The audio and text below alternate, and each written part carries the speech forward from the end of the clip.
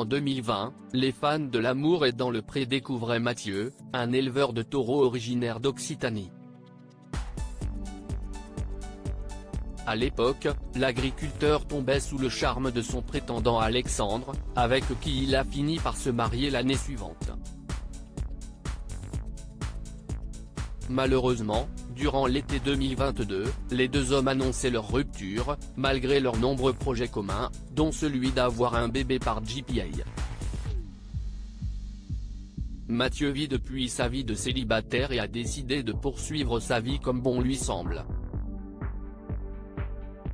Il s'est notamment récemment envolé pour la Thaïlande, ses paysages de rêve et son accueil bienveillant, où il passe de bons moments. Malheureusement, certains jours sont plus durs à vivre que d'autres, la faute à la maladie dont il souffre. Mathieu est en effet atteint du syndrome de Cadacil, qui est une mauvaise irrigation sanguine dans certaines zones du cerveau, ce qui entraîne des problèmes neurologiques. En période de crise, cela peut alors entraîner des migraines, des AVC, accidents vasculaires cérébraux, des troubles psychiatriques et cognitifs ou encore de la démence. Et ce mardi 4 avril, en story Instagram, l'agriculteur a confié avoir vécu une journée un peu compliquée à cause de sa pathologie. Si est toujours des moments, quand j'ai la tête qui explose comme ça, où j'ai peur. Je prie le bon Dieu pour que rien n'arrive, a-t-il expliqué à sa communauté.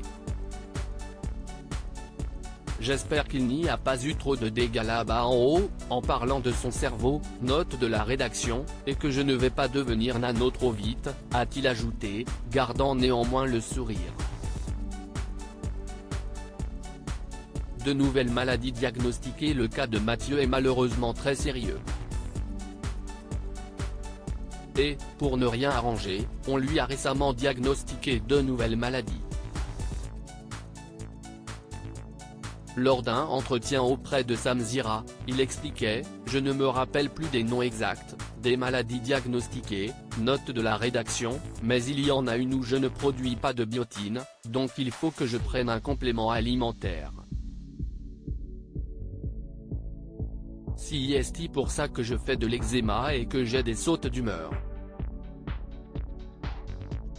La seconde pourrait quant à elle avoir des conséquences assez extrêmes sur son futur bébé. Car, bien que séparé d'Alexandré, l'agriculteur a décidé de poursuivre ses démarches pour devenir papa grâce à une mère porteuse. Il espère que son rêve se concrétisera en 2024.